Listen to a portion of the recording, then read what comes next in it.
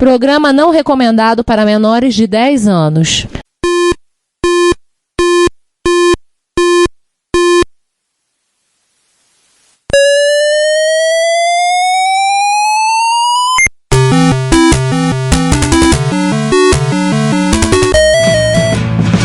We bought it to help with your homework.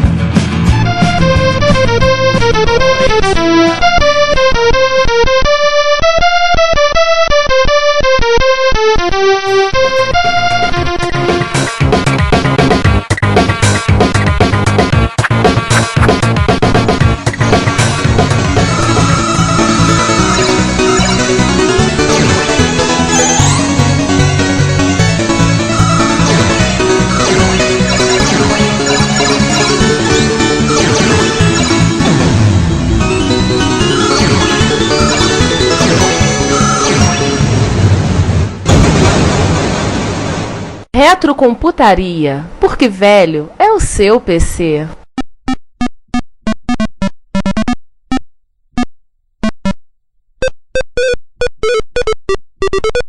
Bom, o IBM 5150, conhecido como PC, originalmente, Personal Computer, originalmente não era nada assim, muito diferente, que provavelmente se pensaria de uma máquina de 16 bits daquela época. E do que tinha no mercado.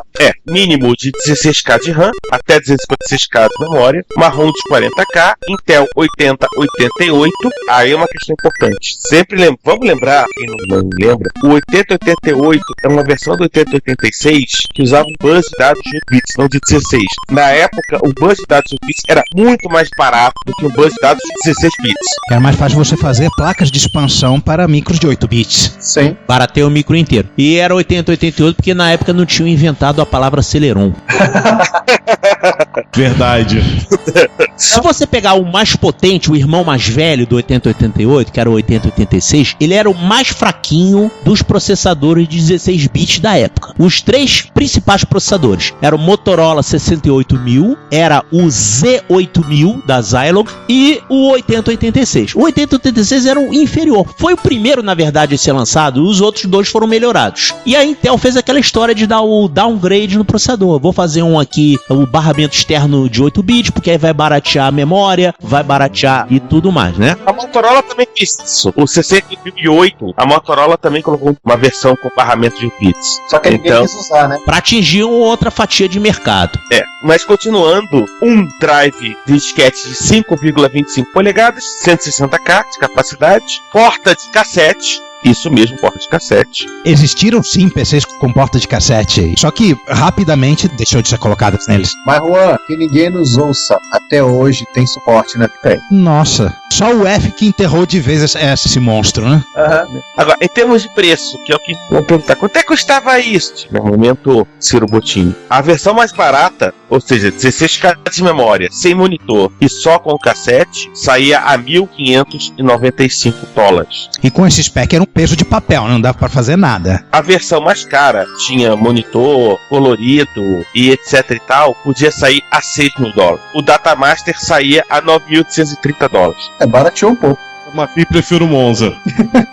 Né? Enfim, essa é uma discussão. Dependendo do caso, acho que o Monza vale muito mais a pena. Enquanto isso, no Brasil, a reserva de mercado. Então, os micros sérios, os micros para usar em escritório, eram micros da Cobra. CPM. A Cobra também fazia um negócio mais ou menos parecido com o que a IBM faz, a verticalização. A Cobra desenvolvia os sistemas, desenvolvia o software básico, desenvolvia as placas, desenvolvia até o vídeo, até o monitor.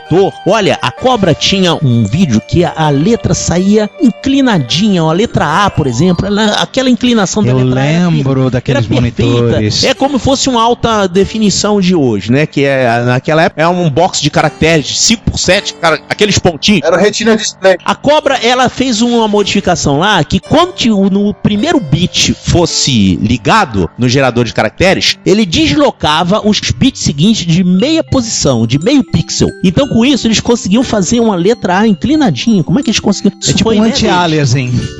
E tudo com os acentos, cedilha, os acentos da língua portuguesa e tudo mais, né? Isso que a Cobra fazia. Só que o preço de um computador da Cobra era o preço também de um carro, só que era um micro de 8 bits, né? Pois é. Ou seja, ao contrário do que o pessoal do Apple II se gaba, não era só o Apple II que podia botar meio pixel pro lado. Não, João, isso aí é o Retina Display antes da Apple. Né? Pô, Enfim, né, depois dessa. o Sandro tá com cara de bunda agora. E a questão da Cobra era a seguinte: todas as empresas estatais eram obrigadas a comprar micros da Cobra, ou micros fabricados no Brasil. Então você tinha todo o Banco do Brasil e Caixa Econômica, todo mundo. E até poucos anos atrás, até depois que acabou a reserva de mercado, a Cobra também continuou um tempo operando, fazendo PCs montados também. Também tinha uma reserva, tipo uma preferência de empresas estatais comprarem micro da Cobra, até que finalmente terminou, né? A Cobra hoje em dia é uma subsidiária do Banco do Brasil, né, Sérgio? Hoje na verdade não é BBTech, ela virou a empresa de tecnologia do Banco do Brasil. Eles, além de fazer o sistema, tá, ainda faz assistência técnica. Ela virou a Itautec, o Banco do Brasil. Com a diferença de que a Itautec ainda andou se aventurando no mercado de computadores e coisas do gênero. Talvez a CID seja mais próxima disso, porque a CID, o Bradesco pegou a CID e transformou praticamente numa house. Assimilou. Se você passar ali no final da Taquara, chegar na Taquara, ali na Curicica, pela fábrica da Cobra, tá lá, Computadores Brasileiros S.A. com letreiro e as cores do Banco do Brasil. Ainda tá lá, eu passei há pouco tempo. Ainda existe o prédio, tá lá, ainda é da Cobra. Eu posso contar uma história da CID, eu não sei nem se eu posso ser processado. Você falou em CID, eu lembrei um evento que tem tudo a ver com isso que a gente tá falando, né? Qualquer coisa a gente censura, a gente bota pi pra proteger os culpados. Então eu vou abrir o parênteses aqui e vou contar a história da CID. Durante a reserva de mercado, isso foi mais ou menos em torno de 1987, esse evento, foi nesse período. Eu tava trabalhando num determinado órgão do Exército, eu trabalhei lá de 87 a 91, e foi lá que eu vi isso. Eu peguei um microprocessador 8088 e eu olhei assim, 8088 CID. Eu falei, pô, que legal, a CID já tá fabricando os 8088, que a CID realmente fabricava algumas coisas, né? Tinha alguma fabricação. Já tá fabricando microprocessador, pô, legal, assim a gente vai melhorar, né? Mas quando eu olhei assim contra a luz, eu olhei que onde estava escrito CID, estava raspado, que isso era uma coisa muito comum para disfarçar a muamba, né? Comprava o chip lá fora, raspava e escrevia outra coisa por cima, para mostrar que tá usando chips fabricados no Brasil. Cara, tá raspado, escrito CID por cima. Aí eu olhei do outro lado, tava escrito Filipinas. Aí o filhos da mãe pega dinheiro do BNDES para desenvolver as coisas, aí pega aquele dinheiro, aplica no overnight e faz a boa e velha muamba e dá um jeito de burlar. Que tristeza. Peraí, gente, momento recordar a viver. César, explique pra gente o que era overnight. Overnight, muitos anos que eu não ouvi esse termo, por favor, mestre. Eu vou explicar porque eu sou da época, né? A inflação. Inflação de 50%, 60% ao mês. Então, em um dia. Ao mês. Não ao ano, ao mês. Ao mês. Então, em um dia, tinha uma inflação de 1%, né? Pra você ter ideia, os carros, esse carro que transporta dinheiro pra banco, eles usavam motor turbo pra não ir desvalorizando o dinheiro, né? Isso é brincadeira. Mas é assim, o overnight você pegava o dinheiro e deixava aplicado de um dia pro outro. Então você tinha 1.000, aí no dia seguinte tinha 1.020. Era um dia. Então o pessoal que não aplicasse no overnight, se você tivesse 1.000, no dia seguinte você tava valendo só 980. Era um negócio desse jeito. E depois isso aí foi substituído pelas chamadas aplicações automáticas, né? E foi até que estourou aí por volta de 90, que a inflação deu 84% num mês. Uma coisa Picos absurdos, Sarney. Aí depois teve plano isso, plano aquilo. Pois é, eu já fechei o parênteses, tá? E outra coisa, já que você falou também aí em Banco do Brasil, eu quero contar uma história também que não tem nada a ver com isso daí. Eu conheço uma pessoa que trabalha no Banco do Brasil e teve um projeto lá que iam precisar de 500 computadores para fazer esse projeto. Aí chegaram os 500 computadores, foram configurados todos, foram distribuídos, tudo beleza. Quando tá tudo prontinho, ligaram lá de baixo, chegaram aqui 500 computadores. Eu, como assim? Já chegaram? Não? Tá vindo de novo? Não. É da empresa tal? Não, é da outra empresa. Mas como é que tá vindo 500 computadores? É pro projeto número tal? Tem alguma coisa errada, tá mandando 2 vezes. Aí chegou o cara que fez o pedido dos computadores. O cara falou, ih, que mancada. Eu pedi os 500 computadores por 2 processos, por 2 caminhos. E pra vir mais rápido, eu ia liberar o que viesse primeiro. Só que eu esqueci de cancelar o segundo. Então, chegaram mais 500 computadores, monitores, novinhos em folha, e eles foram guardados numa sala lá, né? Fecha o parênteses. Deus do céu. Depois desse momento maravilhoso, né, que o ser humano que esquece as coisas, pra terminar, a IBM, em uma outra coisa que acho que a pessoa deve ter se chocado muito em 81, a IBM vendeu o PC. Além dos canais normais da IBM, ela vendeu na Computerland, que era uma grande loja da época, e vendeu na Sears, que os mais velhos vão se lembrar de que a Sears durante muito tempo... Especialmente com a Atari, né? Ela tinha uma relação íntima com a Atari. Exatamente. A Sears, ela era muito íntima da Atari, mas no caso do Brasil, eu sempre lembro que a minha primeira relação com o meu computador, com o Bits, foi na Sears, onde hoje é o Botafogo Pré-Shopping, que eles chamam o terceiro andar, um hall, todos aqueles computadores de Bits, tá? Da época, um dia. Eu comprava a minha jujubinha, né? Gordo, é isso. Isso ficava babando. Mas eu quero dar uma informação, só uma informaçãozinha aqui. É só, já que você falou aí da IBM, lançou com 88 e tudo, o 8088, ele não trabalha sozinho, ele trabalha junto com um conjunto. É um projeto simultâneo, né? O processador mais os chips de suporte, que eles chamavam isso aí de cola, né? Cola digital, seriam os chips que ligam o processador na memória. Então, o 8088 ele trabalhava junto com um conjunto de chips, que era o 8237, que era o controlador de DMA, o 8259, que era o controlador de interrupções, e o 8257, eu troquei o número, 3757. O 8257 era o controlador de DMA e o 8237 era a interface de flop. Esse conjunto de chips que era da Intel também, é o jogo que faz, né, o 8088 funcionar. Que anos mais tarde esse conjunto de chips passou a ser englobado num único chip chamado chipset, que eu já vi o pessoal escrever chip e o número 7. É o chip 7, depois o upgrade é o chip 8. Pois é, não teve, até hoje é 7, né? Tá nessa versão 7 até hoje. Pois é. E eu já vi outro dia também, sobre chipset, o cara falar que essa memória aqui é muito boa, que ela usa um chipset da Elpida. Quer dizer, pra ele, chipset era um sinônimo de chip, né?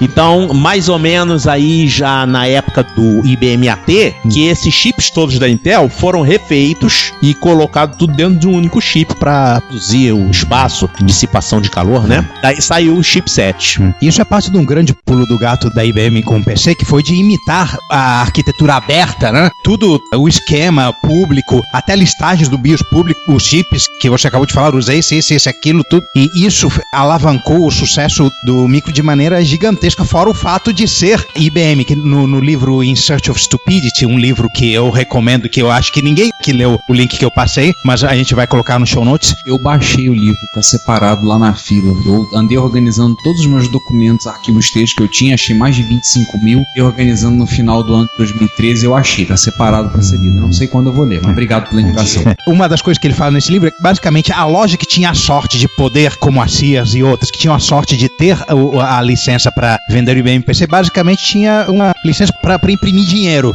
de tanto que era margem e de tão bem que vendia. Oi, Laércio, só para complementar o que vocês falaram, o chip de controle da porta serial também era um integrado da IBM, da porta paralela também era integrado da IBM, o controlador de teclado era da IBM. Eu acho que a única exceção... Intel, né? Intel. Desculpa, tudo é Intel. O de teclado tá lá até hoje, é o 8042. A única exceção foi o de vídeo. Até a Intel tinha um controlador de vídeo, só que monocromático. 8275. Que foi usado no MDA, porém, no CGA, eles usaram o 6845 da Motorola. Isso. Mas voltando aqui à nossa pauta, vamos lá. Óbvio, em termos de software, saiu com o CPM86 e saiu com o MS-DOS. O MS-DOS, originalmente 86-DOS, né? Que a Microsoft comprou, na época eu não lembro se era Microsoft, que comprou de Tim Patterson, né? Da Seattle Computer Products, entre outras coisas.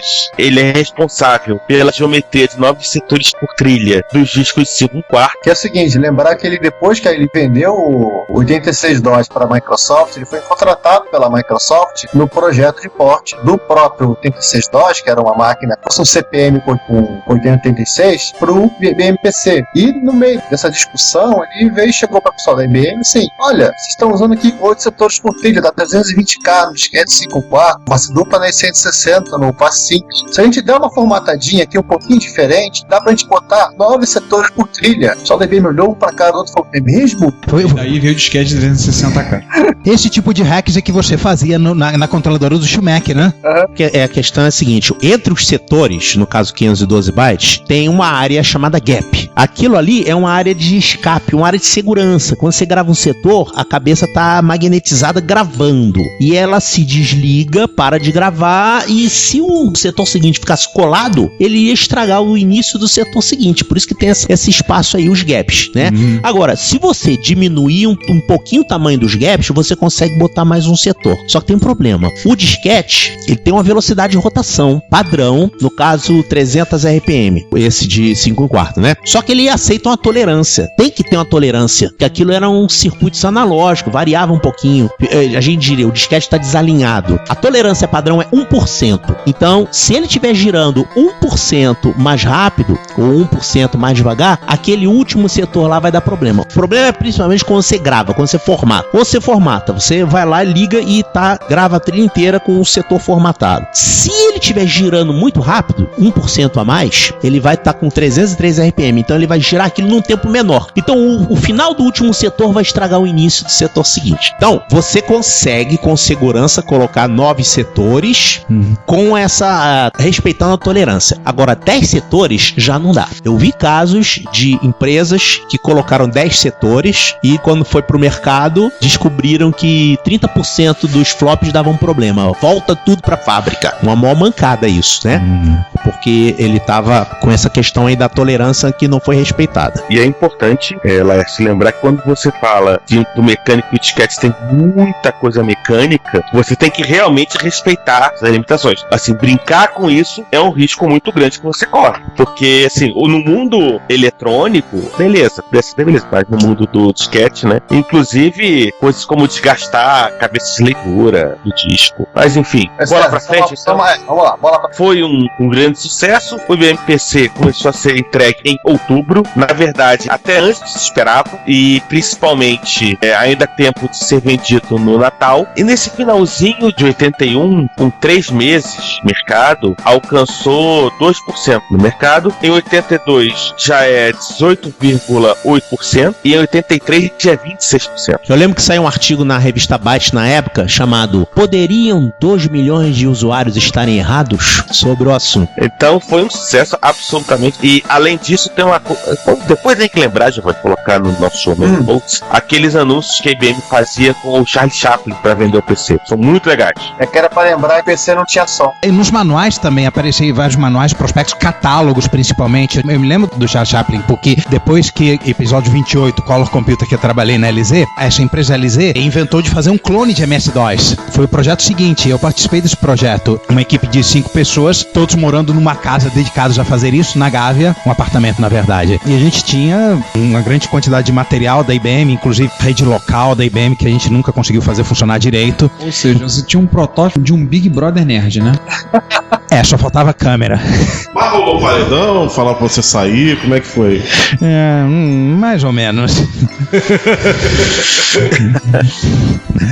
E outra coisa que tem que lembrar, que a IBM publicava as especificações da BIOS e da ISA no manual de referência técnica que ela distribuía para cada PC. Não só as especificações, a listagem, o assembly e o fonte. Isso, assembly, o fonte e tal. Não porque ela fosse maluca, boazinha, mas sim porque era uma maneira de estar clonado. Funcionou muito bem na época do mainframe e alguém pensou que não haveria motivo para não funcionar na época do PC, né, de impedir que as pessoas clonassem a BIOS. Porque do resto, não era nenhum problema. Não tinha nada da IBM ali proprietário. Você juntar os chips da Intel, você pegar garantir que o MS-DOS rodasse naquilo ali, pegar o drive, etc. Não tinha nada do outro mundo. A BIOS era a diferença. E aí, a BIOS, ela era preservada em cima disso. Porque automaticamente, se você pegou o manual, abriu, você já estava contaminado. contaminado. Você não é mais virgem. Vamos voltar a isso daqui a pouquinho.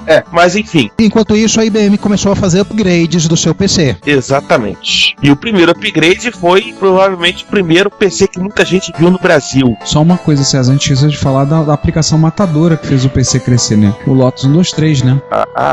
E os softwares aplicativos, né? Porque como o MS-DOS tinha aquela compatibilidade, pelo menos a nível de System Call com o CPM, ficava muito fácil você portar softwares previamente existentes de CPM, ou seja, mal o PC nasceu já tinha uma base de softwares corporativos utilitários bem sólida, tinha WordStar, tinha DBase, tinha SuperCalc, tinha isso ainda herdados da época do CPM, mas pouquinho mais tarde veio o Lotus 123 com uma planilha bastante superior ao VisiCalc, que é o SuperCalc, que para alguns se tornou a killer app, né, do PC. O Lotus 123 é a criação da Lotus, do Mitch Kappa, e tem muitas histórias muito curiosas dele, né? O cara era professor de yoga, e fez aí o nome, pra quem não perguntou, Lotus é por causa da posição de Lotus do yoga, e o 123 porque ele era tão fácil de usar quanto contar 123. Assim como o VisiCalc foi matador pro Apple II, tornar e popularizar ele, foi o Lotus 123 pro PC, né? E principalmente, a força do Lotus 123 foi tão grande que, na verdade, uma série de avanços com relação à manipulação de memória ocorreu por necessidade do Lotus 123. Se você precisava tratar planilhas cada vez maiores e não cabiam dentro de 640K. Você precisou usar seus megabytes e megabytes. Ô, Laércio, agora você vai tentar refrescar um pouco minha memória. Lembro de uma expansão de memória. Mas é a memória convencional ou a memória estendida? Não, era uma expansão de memória que vendiam no Brasil, acho, mas chamavam de LMS. Foi uma coisa que a Microsoft e a Lotus... Não era LMS, era Lean MMS. Isso. Lotus Intel Microsoft Expanded Memory Specification. Essa mesmo. Era a Mega RAM do XT, né? Sim. Era uma memória que só servia pro Lotus. Vou explicar essa história aí. O 8088 só enxergava 1 mega de memória, porque ele tinha 20 bits de endereçamento. O 286, ele enxergava 16 mega de memória. Só que, como na arquitetura do PC já tinha sido colocada uma destinação para memória abaixo de 1 mega, acima de 640K, na verdade, né? Tem as ROMs da placa de vídeo, a memória de vídeo, as ROMs das placas de expansão, o BIOS, ficava tudo abaixo de 1 mega. Quando veio o 8086 com 24 bits de endereço... 8286. 8286 com 24 bits. Eu falei errado, falei 8086, né? É o 80286 que enxergava até 16 mega. Só que como já tinha esse trecho de memória, esse buraco na memória criado pela arquitetura do PC, ele não podia enxergar diretamente a memória seguinte. Então foi feita uma adaptação que é criada a memória estendida. Expandida. Não, primeiro foi estendida. Essa é a do 286, nativa, de 1 mega pra frente. Primeiro foi a estendida. A estendida de 1 mega em diante. Só que o DOS não enxergava aquela memória, não tinha suporte para colocar aquilo. Então foi inventada a memória expandida, que podia rodar até no 8088. A expandida, ela era acessada através de chaveamento de bancos. Então era uma placa de I/O que era encaixada lá no slot e eram dados comandos de endereço para essa placa e ele fazia com que um bloco dessa memória expandida aparecesse naquela região acima de 640K, entre 640K e 1 mega. Expandida. A memória estendida, que é normal, ela não é acessada desse jeito, ela quer endereços a partir de 1 mega. A aritmética de ponteiros era incompatível, não tinha como, e o modo protegido que a Intel inventou para poder acessar a memória de 1 mega para cima, ele não conseguia voltar para o modo compatível com o DOS, então isso fez com que quando entrou o AT, a compatibilidade obrigatória com programas anteriores forçasse a que essa memória superior ficasse subutilizada por muito tempo e todo mundo fosse forçado a usar o MS, como o Laércio acabou de falar. Aliás, o pessoal de MSX está tendo Memory Mapper Feelings, né, de ouvir a descrição de como funciona. Não, essa aí é a própria Mega RAM. É Bank Switching. É o Bank Switch, que já era usado na época dos 8 bits. Sim, direto. O micro enxergava 64K e você botava uma placa adicional, fazia chaveamento de bancos e o Commodore 128 MSX. Que eletronicamente é muito simples. Consiste em apenas você trocar o bits mais significativo do endereçamento por uma porta de dados que joga um valor constante. Fisicamente faz com que aquela área de memória apareça enxergada em... Exatamente. Outro Coco 3, como fui esquecer desse? Coco 3 também faz switch. Depois, quando veio o 386, a estendida e a expandida se uniram numa coisa só. Porque o 386 pode emular esse chaveamento de bancos por software. Sim. Né? Fizeram um modo protegido que consegue emular de maneira seamless o modo real, né? Que é o modo do 8088 com aritmética aritmética de ponteiros com endereçamento de 1 mega. Bem, Mas, mas enfim. falamos do XT, começamos agora, vamos para O XT basicamente é um PC com um pouquinho a mais de hardware, com um pouquinho mais de memória, tem suporte HD, suporte a disquetes com maiores capacidades e um MS-DOS com mais flexibilidade de hardware, de device drivers, uso de subdiretórios, etc. E alguém fez, que nem no Turbo R, tirou o conector do cassete, né? Ele virou compatível. Ele virou um compatível, exatamente. E um outro detalhe do PC XT é que com 8 slots disponíveis, a capacidade de expansão era muito maior. Eles leram na cartilha da Apple direitinho, né? A hardware aberto. Amém. Leram minha cartilha lá bonitinho. 8 slots lá separadinhos, bonitinhos. Hardware aberto, chips de prateleira, e eles ainda foram além com a história de publicar a listagem da BIOS, porque isso nem o Vox teve coragem de fazer. Venhamos e convenhamos, o sistema de interrupção do PC é uma gambiarra danada, né? É uma gambiarra elegante. Eu gosto da arquitetura PC.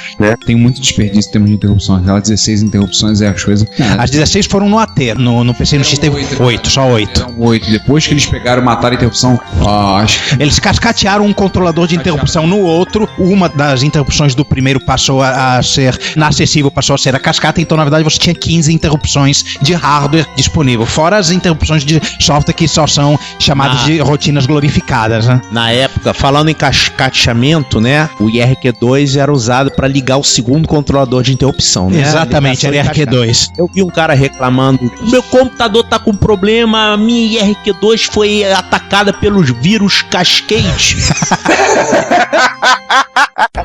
De vírus casquete.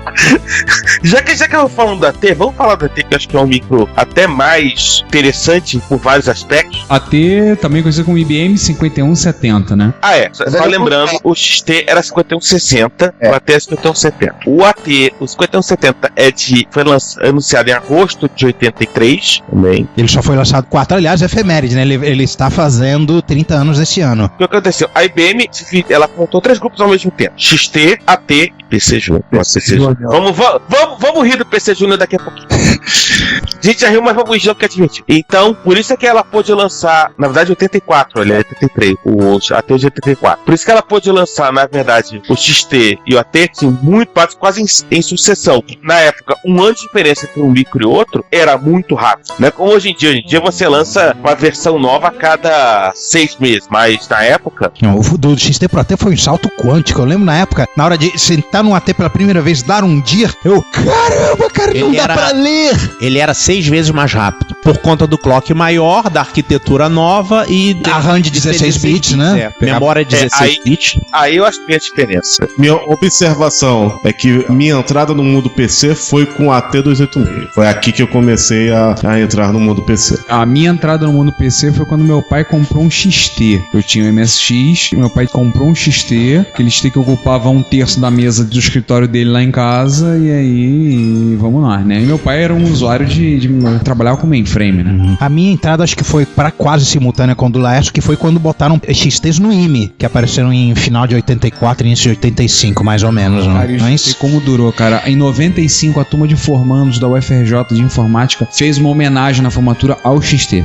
Nossa. Levaram placa-mãe de XT e botaram lá na formatura, fizeram um momento de homenagem especial ao IBM XT. A minha entrada no PC foi um XT, foi em 80, 88, não era nem 80, 86. O meu também, 88. Depois é que eu consegui uma gambiarra lá com o cara lá e troquei a placa do dele pelo meu, e o dele era um 80, 86, mas enfim. Sander, tendo esclerosado, você teve um NEC V20. Eu tive um NEC V20, é verdade. É verdade, V30. cara. Era o V30. Gente, fosfosol pro Sander. Seja o V20 correspondia a 8088. Alzheimer, gente. É verdade, é verdade. Isso foi idos o que? De 93, Giovanni? 90, 93? 91, a gente trabalhava naquele lugar inominável. Isso. Na 91, começo de 92, você já tava com o seu XTzinho. Verdade, já desenvolvendo em Clipper. Pra isso, Summer 86. pra isso, os caras Alton 86. Por isso, caros ouvintes, vocês veem que realmente o caso do Sander e do Giovanni é antigo. Mas eu gosto da ponta da AT, que eu, assim... O AT só tinha um problema, né? Não, vou falar o problema depois. Tá bom. Né? O AT vinha com um flop de 5 quartos de 1,2 megabytes. Uau. 156 ou 512K de RAM. E você podia colocar um HD de 20 megas. O bom e velho panela. ST238. Além de monitor colorido ou mono. A IBM aproveitou que já estava ali mesmo e lançou o EGA. A 235, que era... 225. 225 era de 20 megas. Sim. César. Momento fosfosol aí pra todo mundo do outro lado. Ô, César, lembrando que no caso do EGA, é bom falar do desvio, que exemplifica melhor o caso do EGA, por causa que, vamos dizer que tem tudo a ver com outro produto da IBM, que é o PC Júnior. Já vamos falar dele aí. Daqui a pouco, gente. Tá todo mundo nervoso pra usar o PC Júnior. Mas a gente tem que falar que rodava PC-DOS 3.0, que na verdade uma versão à frente que foi o PC-DOS / MS-DOS 3.3, que é praticamente o DOS definitivo pra PC, né? Eu acho até mais do que o 5 e o 6. Tipo, eu acho que no DOS 3.3 o DOS chegou num nível de maturidade. O que precisaria ali era que realmente... Suporte à rede, suporte à internacionalização, tudo isso apareceu pela primeira vez no 3.3. Suporte HD já oficializado. Inclusive o DOS 3.3 ele é a base das versões, por exemplo, do MSX-DOS 2. O DOS 2 do MSX ele é baseado no MS-DOS, no formato do MS-DOS 3.3. Então tem muita coisa que é idêntica em ambas as versões. Claro, além do suporte à FAT, que é o mesmo, né? E a FAT12, né? Agora, só tinha um problema, e na verdade não era um problema do AT. O 286, a Intel entrou numa daquelas viagens dela e achou que todo mundo ia de uma hora pra outra descobrir que o mundo do modo protegido do 286, você podia utilizar acho que até 16 MB de memória, né? Que era um absurdo 16 MB de memória. As pessoas iam ficar tão maravilhadas com poder utilizar o modo protegido do 286, tipo, é tão bacana isso que elas nunca mais iam querer voltar pro modo 8086. Mas a gente sabe que a coisa não funciona dessa maneira. As pessoas não vão jogar fora o software dela todo pra comprar coisa nova. Cara, até hoje, nós estamos em 2014, se você vai olhar, cara, tem como, é uma arrogância da Intel achar que o pessoal vai pegar e descartar o software, o pessoal reescrever código somente acrescentou esse modo. Aliás, a Intel pena até hoje por conta disso, né? Porque ela tem que manter camadas de compatibilidade porque tem gente que ainda tá rodando software das antigas e olha, eles estão no direito deles. Ponto. Gente, um detalhe, isso não foi a primeira vez que a Intel fez isso, também não foi a última. Anos depois ela tentou mais uma vez. Itanium. Eu acho que no caso do Itanium, ela se machucou mais. Não, mas acho que nesse ela se machucou mais porque, na realidade, ela acabou tendo que fazer um scale back de uma série de coisas do 286. Mas no mundo que todo mundo recompilasse o programa para rodar no modo protegido, beleza. Em algum momento ela ia ficar só no modo protegido e as coisas continuariam. Mas não aconteceu isso. E isso, talvez o AT tenha sido uma máquina que teve aquém do que ela poderia render justamente por causa disso. Por culpa da arquitetura do processador que não previu a retrocompatibilidade. Para voltar do modo protegido para o modo real, você tem que resetar o processador. E tem alguns softwares que fazem isso. Por exemplo, a primeira versão do OS2. Isso abriu espaço para o chamado, se lembram dele? XT286. Nossa. Era uma placa-mãe que, na verdade, tinha um 286, mas se comportava como XT. Então você tinha somente a velocidade de processamento do 286. Toda essa parte de gerenciamento de memória ficava como a do XT. Foi uma das várias ideias colaterais da IBM que não deu certo nesse caminho, né? Então, não tão espetacularmente folclorizar no humor em formata quanto o PC Júnior, mas foi uma esquisitice também. E aqui no Brasil, essas máquinas eram vendidas como AT. Agora eu fiquei na dúvida, será que na realidade eu não tive um AT puro? Não, esse é fácil. Que ano? Bom, abre, slots são mais compridos, então era AT. Se eram todos de 8 bits, então era um XT286. Com exceção do slot para colocar expansão de memória. Esse é para 2E? Tinha de lote mais comprido, sim. É, memória MS, né? Você pode botar. E já que a gente começou a falar dos desvios, vamos lá, César.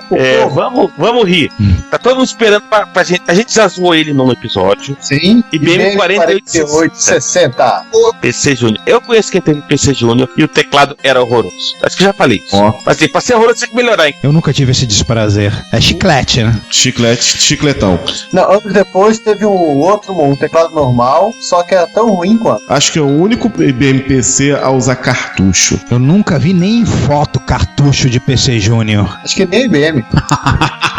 Gente. Lembrar que o PC Júnior a gente falou dele no episódio número 13, episódio dos grandes fracassos, e a gente não falou da sobrevida que ele teve quando a Tandy resolveu mexer em cima, que foi o Tandy 1000, no qual tem pelo menos um feliz possuidor aqui, o Anse Manifest.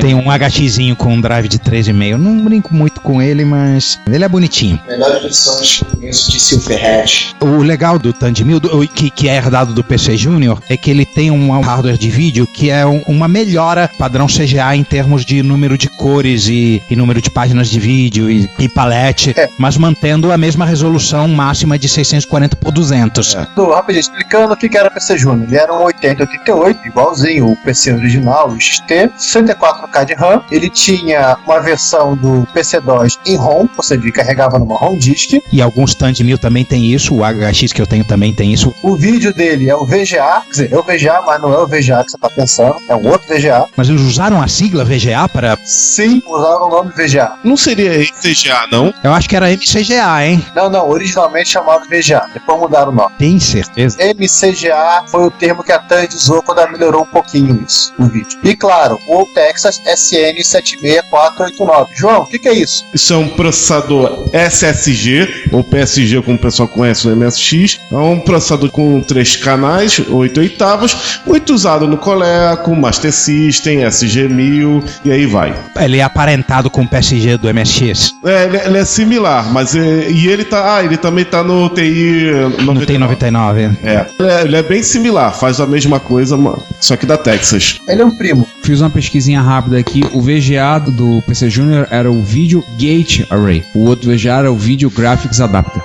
Que é o VGA que mais conhece. É por isso que a IBM não usa a sigla. Quando ela usa, ela se enrola. Ou seja, esse VGA deu origem ao EGA, que depois deu origem ao VGA. Não deu origem ao MCGA. O EGA, ele veio do CGA, depois deu origem com mais memória ao VGA. Todos os três usam o 6845 da Motorola. Esse também. Esse VGA da PC Junior deu origem ao MCGA do Tandy. Que também usa o 6845. A diferença deles é só o endereço, interrupção. É só o DAC usa pra arrumar as cores da tela, que é igual ao Amstrad. E o Tandy não tem DMA. Pra que DMA? DMA pra quê, gente? DMA é pros fracos. Essa máquina foi, apesar de ter tido uma sobrevida com a Tandy, foi tão fracassada que aqui no Brasil a gente não viu nem a cor dela. E olha que ela era mais colorida que os PCs na época. Ela também usava muito circuito customizado, não era tão aberto quanto era um XT e um aqui. E a Tandy acabou usando ele mais pra causa da evolução, não, o Tandy 1000 com um computador que era um computador caseiro, também dava pra criançada brincar. Exato, e até eu digo que a parte PC Gamer surgiu dessa derivação. Acabou depois muita coisa sendo adaptada pros PCs normais e tal. Só uma curiosidade, ele começou a ser produzido no mês de março de 1984 e a IBM o abandonou 13 meses depois, abril de 85. Durou mais do que eu pensava, até teve micro aí que durou menos de um ano. Eu acho que só o cartucho do ET durou menos. Jeito. Mas Pois não, mestre. Essa questão que vocês estão falando sobre placas de vídeo, número de cores, resolução e tudo mais, há anos, antes dessa época aí, já era sabido como fazer uma placa de vídeo com resolução similar a essas, suficiente, né, para ser considerado alta resolução na época, e com elevado número de cores. O principal fator limitador não era tecnológico, era comercial. A memória custava muito caro, tanto que a placa CGA do primeiro PC veio com 16K de memória. Então, você, para ter mais bits por pixel, tem que ter mais memória. E nessa época aconteceu mais ou menos uma redução drástica nos custos das memórias, viabilizando a implementação dessas placas. Eu lembro que na época do CGA, eu fiz justamente um projeto de fim de curso, foi em 83, que eu chamava de placa ECA. A minha, carinhosamente, eu chamei de placa ECA. Ela usava um chip chamado 6545, que era um melhoramento do 6845, e só que eu tinha lá uma disponibilidade de memória, que se fosse fazer comercialmente ia ser muito caro, eu coloquei lá 256K de memória, e essa placa, ela fazia 256 cores, com resolução de 512 por 480, em modo não entrelaçado. Então, 256 cores, a placa EGA, ela fazia só 16 cores, porque usava 4 bits por pixel. Mas era uma coisa relativamente fácil fazer, não tinha grande dificuldade. Mas aí o monitor era VGA, né? Pra ter 480 de resolução vertical. Não, a gente usou um monitor especial para essa área de televisão. Monitor RGB. Essa também era outra limitação, né? A frequência horizontal do monitor, sim, limitava a resolução vertical. Desculpe, minto. Ela gerava frequência para 480 linhas, que são as 480 linhas do sistema VGA. Não, era do sistema NTSC ou PAL-M. Ele podia fazer 480 linhas em modo entrelaçado. Eu usei essa modalidade. Não tinha 480 linhas não entrelaçadas. Não existia. O detalhe interessante é que esse projeto, em 83, ele ficou no papel, porque faltou justamente o chip 6545. Não existia venda no Brasil. Ele foi importado e ele chegou 2 anos depois. 2 anos depois, esse projeto meu foi implementado e eu fui orientador. Então foi montado exatamente, foram colocadas algumas funções a mais nessa interface de vídeo e funcionou direitinho. Foi projeto do IME ou Foi projeto do IME também. Projeto final de alguém? Projeto final, 2 anos depois da minha turma, 2 anos antes da sua. Rapidamente, 2 desvios. Um que é o 5055, modelo 68, que é o IBM Portable, que foi o primeiro. SC64, né? Commodore SC64 da IBM. Que é máquina arrastável, né? O arrastável da IBM, que na verdade surgiu muito mais porque tem um outro amigo, vou falar depois, que foi um sucesso desses arrastáveis, e o IBM PC 5140 Convertible. Esse já tem cara de laptop. Sim, isso aí é o avô do ThinkPad. Além de ser avô do ThinkPad e ter cara de laptop, ele montou um tipo de desenho que são extremamente popular dos laptops dos anos 80 e 90, né? Que na verdade a tela ela levantava ali pela metade pra você poder colocar o disquete, ou a placa era um pouco maior e você... Na verdade ele tinha uma cara de mistureba de aquele primeiro pré-monitor de LCD do Apple IIc da Apple, com uma mistura de drive do Apple III e um teclado bizarro feio pra dedéu. O design do drive, se você for olhar, é igual ao do PS2. Mas esse teclado é excelente, como todos os teclados da IBM. Quando eu fui num evento não sei se foi de Apple, de Terra Estante em São Paulo, o Hilker me mostrou um PC Convertible que ele tinha acabado de comprar. Foi de Apple. Foi de Apple. Ele tinha acabado de comprar, teclado maravilhoso. Ô, Juan, você gravou um vídeo, Juan, você também tá Alzheimer. Afinal das contas, nós somos felizes, nós temos Model M, né? É, o clube do Model M aqui, do Rio de Janeiro, está se autocongratulando a si próprio. Poucos dias, um amigo meu do trabalho me deu de presente um teclado Model M da IBM. Que delícia que é teclar naquilo. Agora vocês entendem por que eu falo tanto desse teclado, que eu gosto tanto desse teclado, né? O meu já tá com o bloco numérico falhando, mas o meu é um senhor com 20, vai fazer 21 anos de idade. O problema é arrumar o jeito de abrir aquele teclado, porque os parafusos são sextavados numa medida que não é padrão. O isqueiro e a carga, a parte de acrílica de uma caneta Bic. O dia que aquele teclado, por vias de fato, acaba morrendo, se duvidar vai ter até enterro, missa de 7º dia na casa do Ricardo. Não é má ideia não, mas eu vou te dizer, cara, eu não troco. Realmente o teclado é uma delícia de trabalhar. Tudo bem, é duro, é pesado, é barulhento. Não, pesado não, aquilo é uma arma branca. Cara, eu sempre falei pros meus alunos, quando eu... Bege, uma arma bege. Arma bege.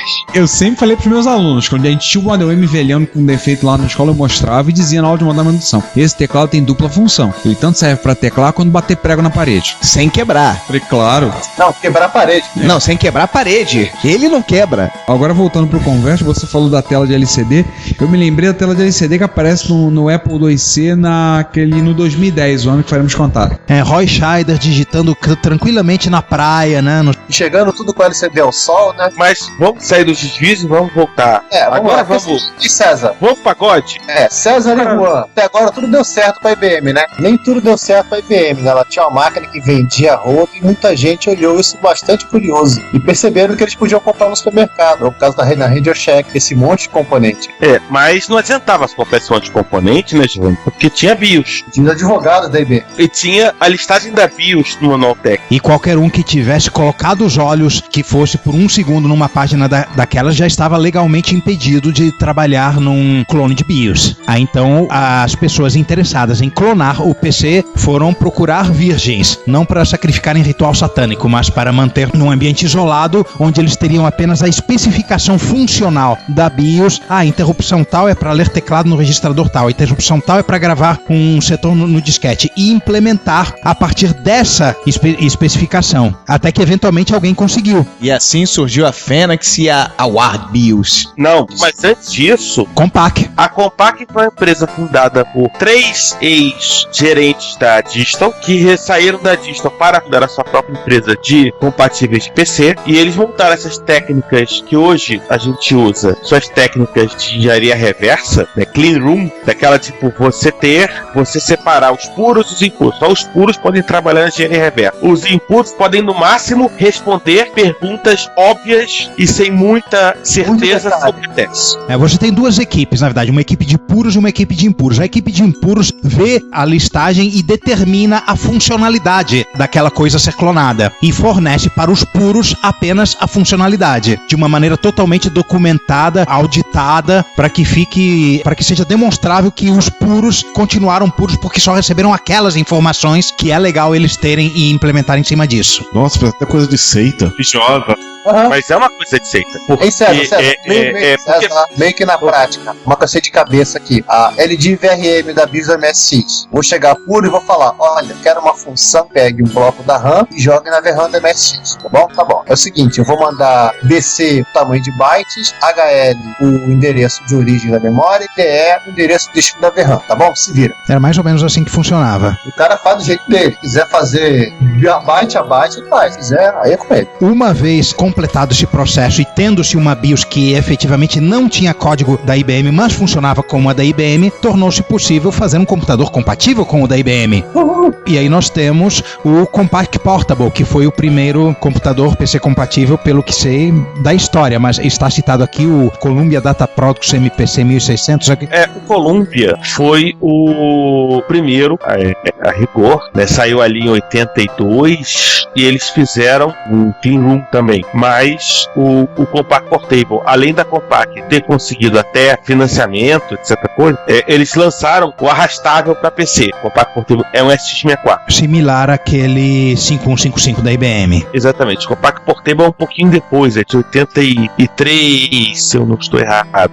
Foi anunciado em novembro de 82, na verdade. Um pouquinho depois. E, né, shipped em janeiro de 83.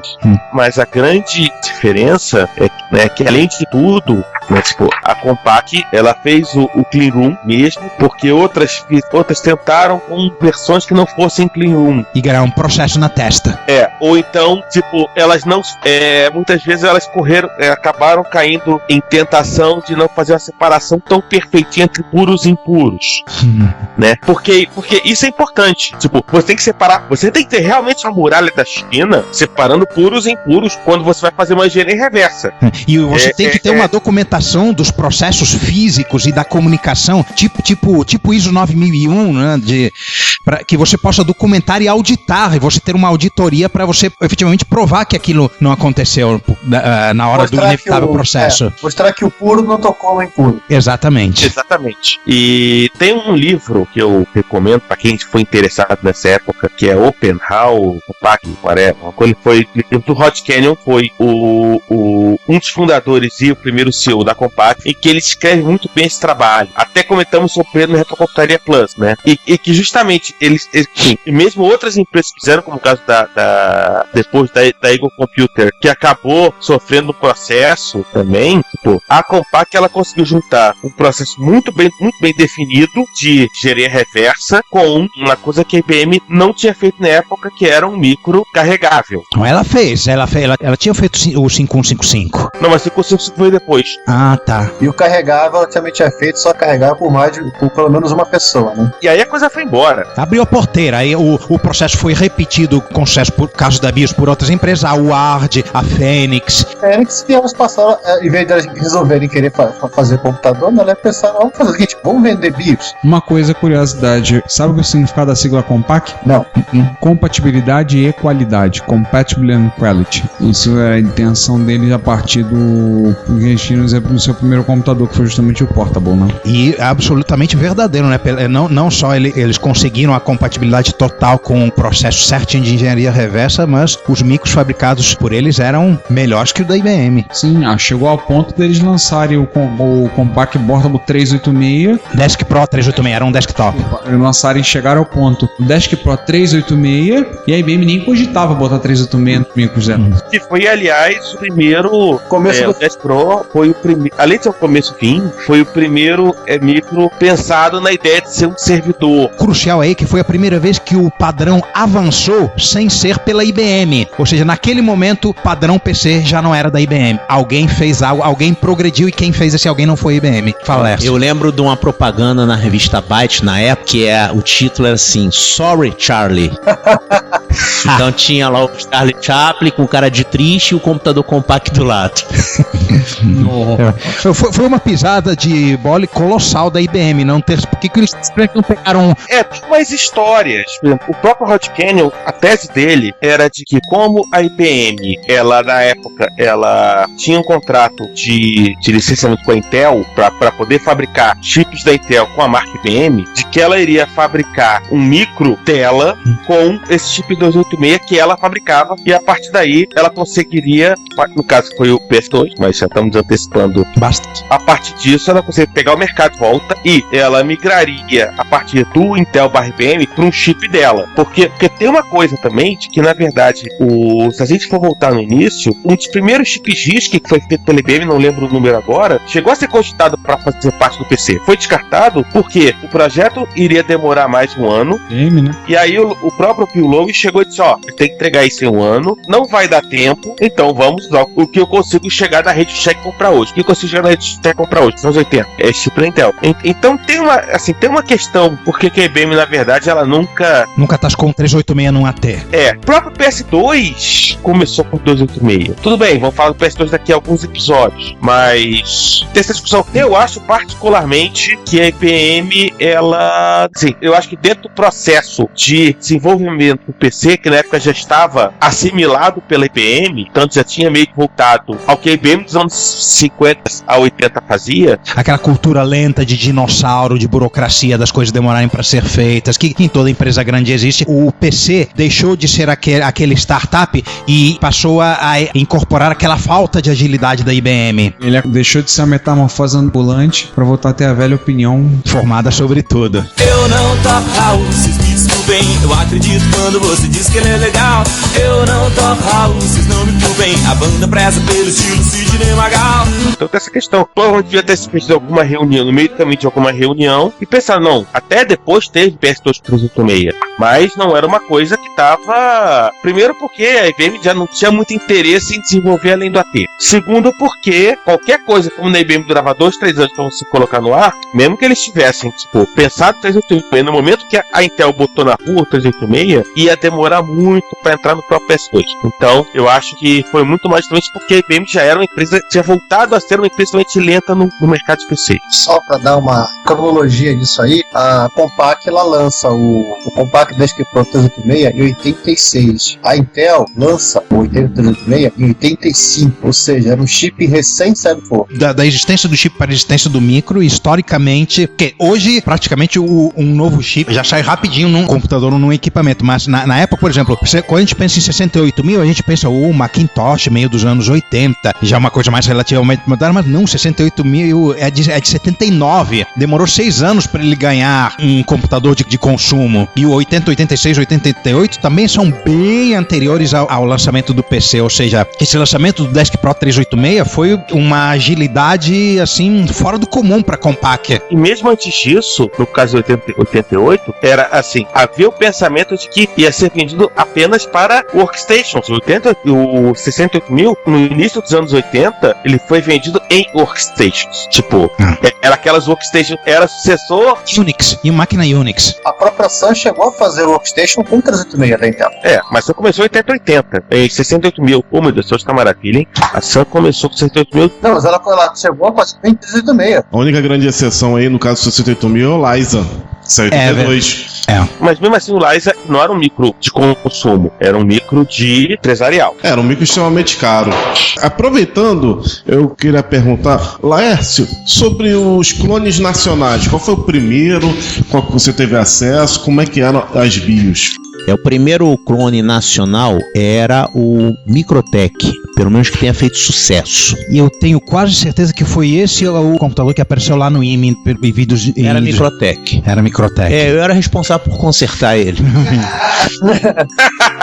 Compreende que a sua memória seja um pouco mais exata do que a minha. Naquela época, o IME inteiro tinha 53 micros. A maioria ficava no CPD. Aquele no andar menos meio lá, né? Não, ficava no terceiro andar. E era 53 micros, a maioria no CPD, e alguns que estavam nas seções que compravam próprios micros, e no caso o CPD era responsável pelo conserto. E eu e o Juan trabalhávamos com isso, né? A gente tinha que, uma das coisas que a gente fazia era manter esses micros aí funcionando. Tinha um PC na época, os outros todos eram de 8 bits. Tinha muito Apple e muito CPM, principalmente, muito Schumach. Era tudo Schumach, Schumach, CPM. Tinha alguns Apple II que eu lembro.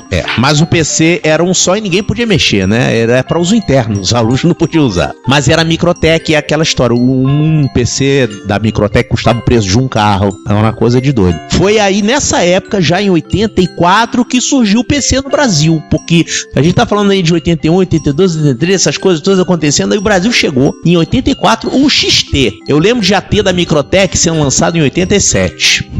E você chegava numa loja da Microtech, tinha os vendedores todos de terno, as secretárias lindíssimas, e você chegava lá pra comprar um micro, eles serviam uísque pra você. Nossa. Claro, preço de um carro.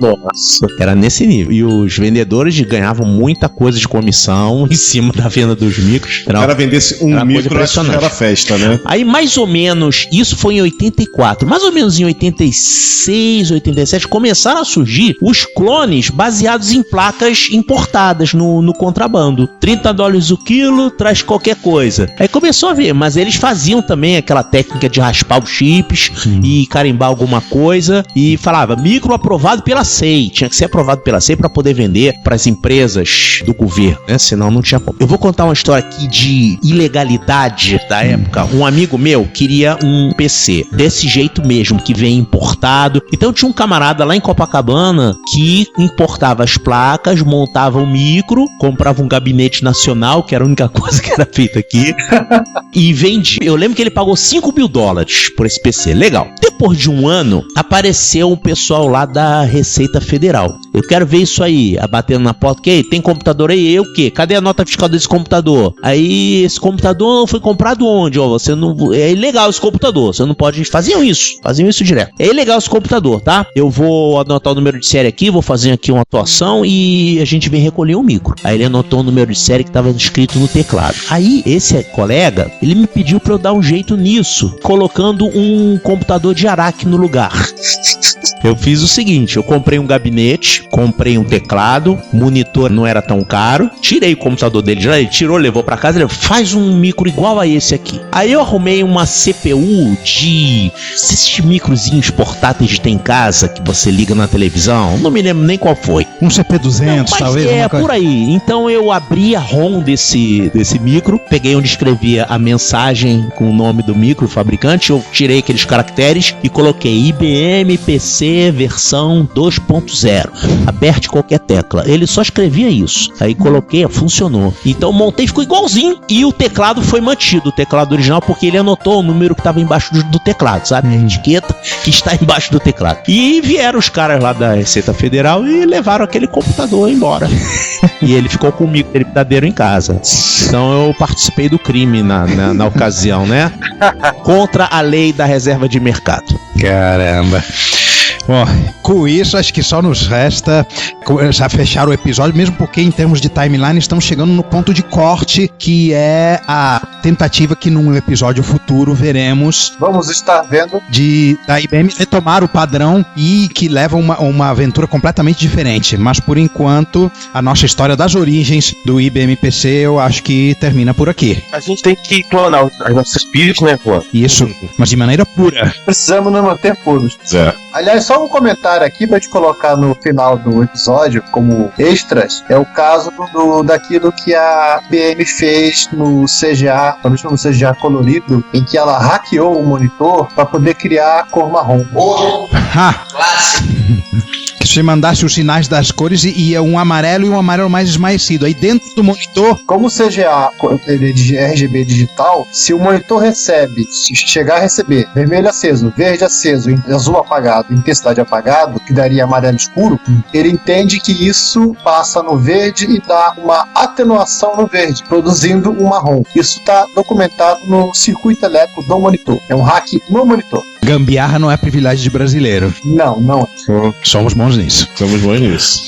Por que o PC usava um processador original, que era um 8088 de 5 MHz, e ele era anunciado como um PC de 4,77 MHz? Explica aí, mestre. Sim, ele era de 4,77. O processador era de 5. É porque ele pegava um cristal de 14, alguma coisa MHz, dividia por 4 para gerar a portadora de croma do sistema NTSC. Então, com isso, ele usava um só cristal para alimentar o processador, para dar o clock de funcionamento do processador, que dividindo por 3 dava 4,77 MHz. E dividindo por 4 dava a portadora de croma. E com isso ele economizava um cristal, que era um negócio caro na época. Qualquer coisinha era cara. Ao custo de uns 6% a menos de performance no processador. Curiosamente, esses cristais de 14,38 MHz foram fabricados em tanta quantidade que eles são usados até hoje nas placas novas. Esse clock passa por um circuito chamado gerador de clock e todos os outros clocks, clock da DRAM, clock do processador, todos eles, clock do barramento, PCI, PCI Express, todo mundo sai desse cristal de 14,38 MHz. Bom, mas aí você tem que multiplicar por 100, né? Pra... Não, peraí, veja bem. O clock do processador já é multiplicado dentro do processador. Se você pegar um Core i7 de 3 GHz, ele trabalha com um clock chamado BCLK, que é de 100 MHz. 100. E lá dentro ele é multiplicado. Agora, esse de 100, ele é gerado pelo chipzinho gerador de clock, que é a partir do clock de 14 MHz. Então só precisa multiplicar por 6, 8. Então nós temos uma coisa hoje nas placas novas, que é esse cristal de 14 MHz, que é originário lá do caso da economia de um cristal no IBM PC original. Viram só, criança? Seu Core i7 tem um clock de XT. Isso aí. Não tenho mais nada a dizer depois dessa.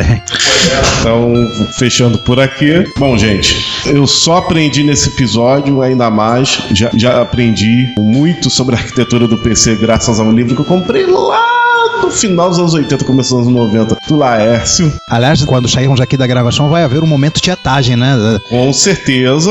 Tem um monte de livro do Laércio lá na mão do carro. O Juan teve o prazer de ter aula ao vivo em cores com ele durante vários anos. Nós compramos o livro para saber mais, o livro do Laércio, que aliás foi uma recomendação do Piropo, daquela coluna dele. Do Informática Etc. Ó, compra o livro desse cara que é bom, eu recomendo. E ele estava certíssimo. E hoje eu aprendi ainda mais, e é isso. Nós vamos continuar esse papo sobre arquitetura PC com o Laércio, se ele puder participar. Vai ser um prazer. Muito obrigado. E é isso aí, gente. Espero vocês também no próximo programa. Até lá. Bom, queria mais também agradecer ao Laércio. Também li muitos livros dele, né?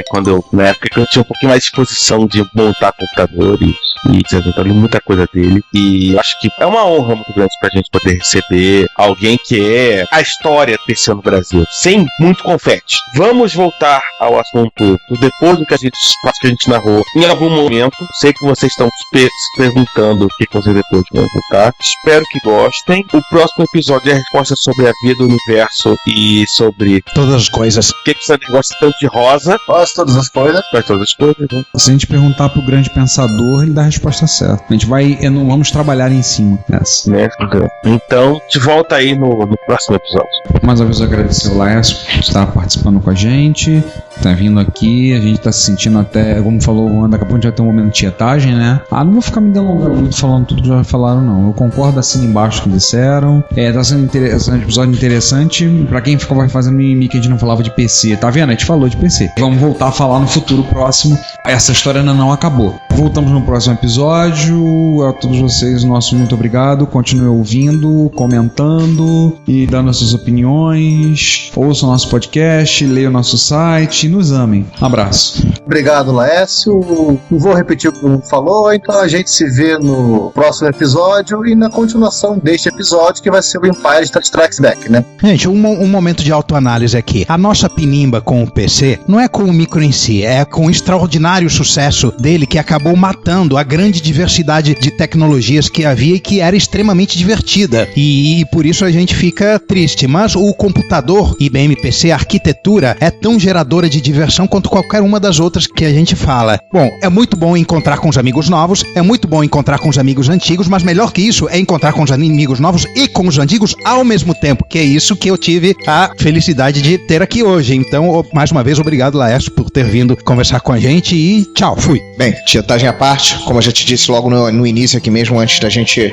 começar a gravação, eu agradeço parte da minha formação a você por causa dos livros. Eu não tinha outra referência a não ser os seus bons livros. E realmente são muito bons, é extremamente didático, leitura extremamente agradável, muito bem ilustrado. Então, Laércio, obrigado, bicho. É um prazer estar aqui com você. Tietagens à parte, gente, foi um prazer inenarrável estar com o Laércio aqui do lado. Abraço a todos, até a resposta para o universo e tudo mais, verdade. O próximo já é o 42. Todas as coisas. É, até a resposta para o universo e todas as coisas. Até o próximo. Pessoal, muito obrigado aí. Vai ser um prazer estar aqui em outra ocasião, falando principalmente sobre PC, né? Ou sobre matemática, ou outros assuntos, tá bom? Um abraço para todos. Retrocomputaria.com.br Inesquecível. É um pouco mais nerd? Mas é muito melhor. Bom dia, boa tarde, boa noite. E esta é mais uma sessão de leitura de comentários do Retrocomputaria. E quem é que tá hoje com a gente aqui, que eu tô vendo? Eu, Ricardo Pinheiro. Eu, Juan Carlos Castro. E eu, Giovanni Nunes. Vamos começar falando um troço muito chato pra gente, pra vocês. Pra falar do Sander? Deu ruim. Não, o Sander não. Cuecão de couro, mano! Não vamos falar agora do Sander. Mas o deu ruim agora, né, do meio de março, né? Ricardo, quer falar alguma coisa sobre isso?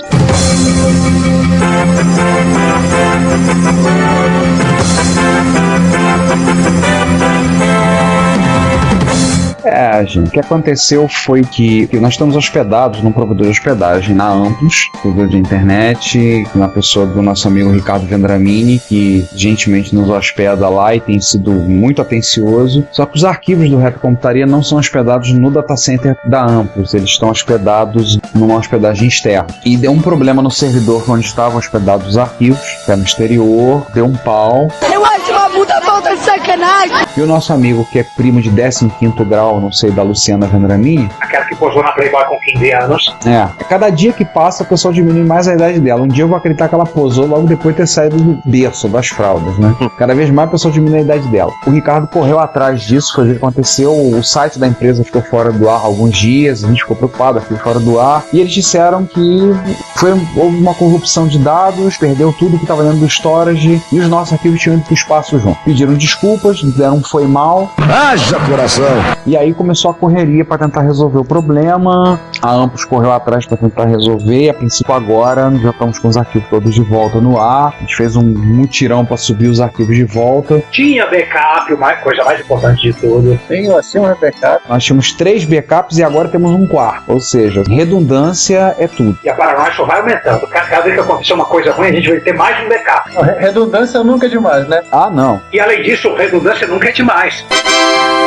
Pois é, tanto que a Amplos agora tem 3 cópias dos nossos arquivos. Está montando uma estrutura para ter uma disponibilidade maior e caso caia um, tem um segundo, caso caia 2, ele tem um terceiro. Então, infelizmente, teve esse problema que a gente ficou sem os arquivos do podcast disponíveis durante alguns dias, uma quantidade de dias maior do que a gente gostaria, acho que foram quase 3 semanas, né? Não teve problema. Mas agora tá tudo de volta, o 41A, como vocês viram, saiu atrasado, mas saiu. Espero que vocês tenham gostado. Como ouviram, né? É como vocês viram o arquivo disponível e ouviram, e esse aqui é o 41B já voltando à regularidade. Então, serviço de utilidade pública, prestação de contas, esclarecimentos, pedimos mais uma vez desculpas pelo problema, mas esperamos que agora a gente não seja pego de surpresa de novo. Aí sim, fomos surpreendidos novamente. Estamos inclusive preparando todo um sistema agora, todo um protocolo de contingências um documento para resolver nossas questões com contingências, o qual foi declarado de nome, qual foi o nome mesmo, Giovanni, que você propôs? Então, de protocolo Márcio, porque É complicado. é complicado. Aliás, no protocolo Márcio, vamos gravar um DVD com todos os episódios e vamos estar mandando para a Estação Internacional Espacial para eles guardarem uma cópia pra gente. Acho que foi a vítima do nosso post de 1º de abril, né? Pois é, né? Ele tá me xingando, né? Eu não sei como será, porque a gente tá gravando antes, mas... Márcio, assim, foi mal, tá? Ainda não resistimos. Cara, é pra não perder o hábito, né?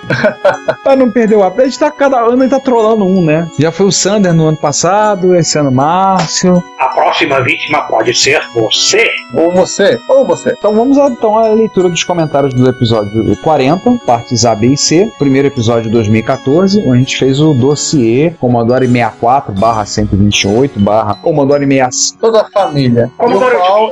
Do qual eu não participei, porque no dia eu estava brincando com outro tipo de retrocomputação, mas não venham, cara. Qual outro tipo de retrocomputação que você tava? A gente estava atualizando um servidor com o IBM DB2 que era tão velho que há muito tempo a IBM sequer dava suporte para ele. Nossa, mãe. Entendeu? Eu deixa eu conseguir colocar minha ação na internet. Eu preciso testar aquele proxy maneiroso que o Giovanni postou. Aí é até bom, porque se eu não tô errado, aquele proxy, originalmente o cara fez escrito pra macOS. De repente vai ter que gambiarrar um pouco ali. Já tem um servidorzinho de proxy lá. É Python, né? Eu não ainda Ricardo, basicamente o cara pegou a WebKit, fez um wrapper dentro da WebKit. O cara, você solicita uma página, ele gera um PNG com a página HTML, aonde tem links. Ele usa aquela tag map do HTML para criar as áreas clicáveis e manda pro navegador. Aí qualquer navegador velho que pelo menos exiba imagens consegue exibir perfeitamente qualquer site novo. Ai, que legal.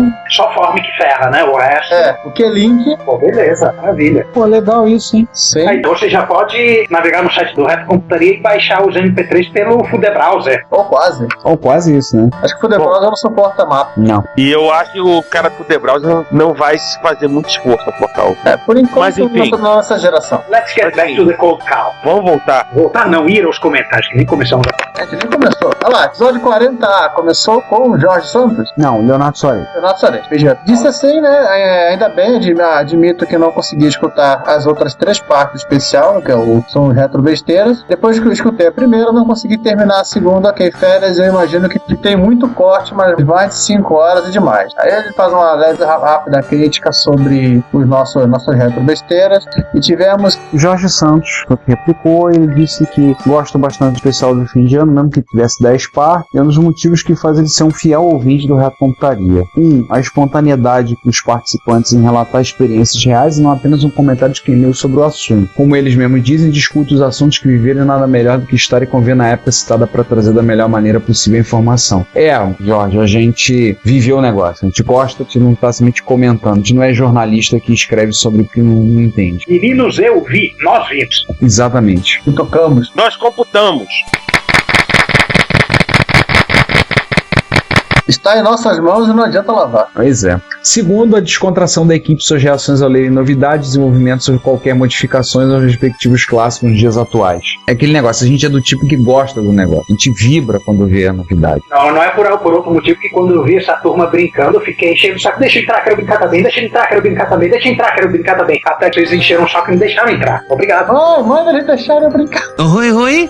E o terceiro, sempre com boa vontade, tentando trazer novas informações sobre esse mundo em particular, que pra mim e foi muito mais importante que dias atuais, porque eu gostaria de poder ver essas mesmas pessoas talentosas, criativas e gênios voltarem a produzir coisas com 1/10 do processamento e recursos de hoje, fazendo a mesma coisa. O passado era regido por homens pensantes, hoje apenas são moleques e seus brinquedos que em 6 meses, desculpa amor, já estão trocando. A programação pra mim hoje em grande parte não passa de uma API de Lego, salvo exceções. Ai, como ele está certo nisso, ai. No mais, desejo um excelente ano à equipe com muitas novidades, muito obrigado. Daí teve depois o Rafael Moreira não concordou, e aí houve uma thread que eu recomendamos a todos que peguem, deem uma lida sobre essa conversa, sobre essa situação, porque aí acaba se tornando um pouco off-top do assunto do podcast, então a gente não vai ler aqui, recomendo que vocês puderem dar uma lidinha. Mas é uma troca de comentários produtiva. Vejam vocês, nós temos um site da internet onde a área de comentários é produtiva, não é o 58º Círculo do Inferno de Dante. Cara, eu já falei, eu não troco um ouvinte nosso por 1000 ouvintes de vários outros podcasts grandes por aí. Eu não troco. Nós podemos não ter um número expressivo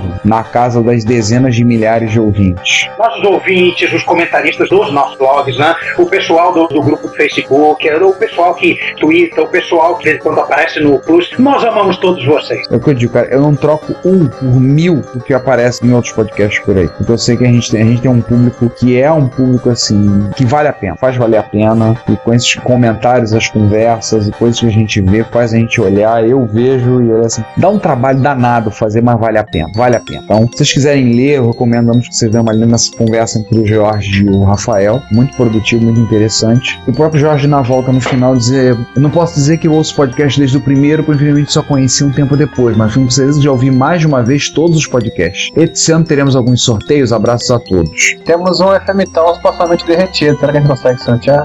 Só o gabinete, tá? Olha, é uma ideia, a gente pode pensar em alguma coisa. Podemos pensar em alguma coisa para sorteio, vamos ver, vamos conversar aí para as bases. Essa ideia do FM Town partir é interessante, mas a gente podia sortear. Não, assista ele quer. Deixa pro 2015 essa parte. Você queria sortear o Kim? Não, pior. Eu queria sortear meia hora com o máximo de desespero.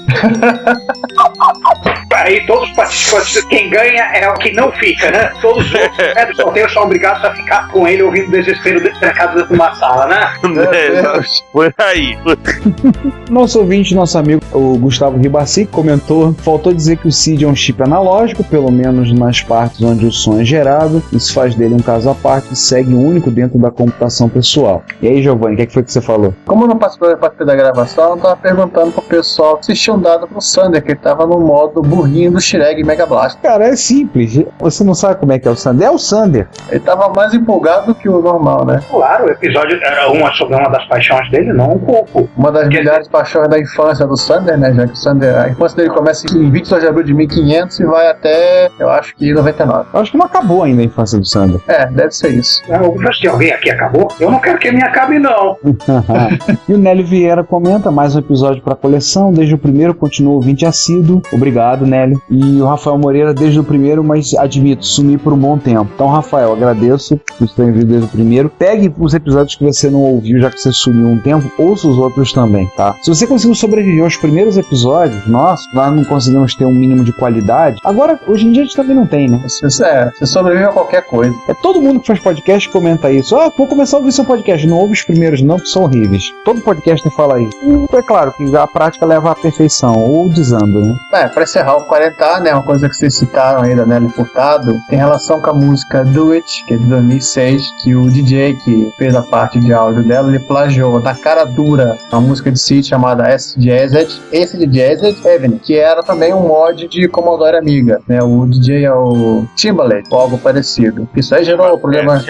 A música foi feita para Amiga, sem fins lucrativos. Aí ela foi, digamos assim, portada para Commodore 64 também sem fins lucrativos, com permissão do autor original. Aí desse segundo camarada que fez para Commodore 64, o camarada do grande estúdio pouco capitalista burguês foi lá e plagiou na cara dura com fins lucrativos e sem dar o crédito. Tem que se ferrar. Isso tá rolando processo, tá em corte estadunidense, mas a comunidade Commodore 64 já deu a resposta criando um demo chamado Timbaland.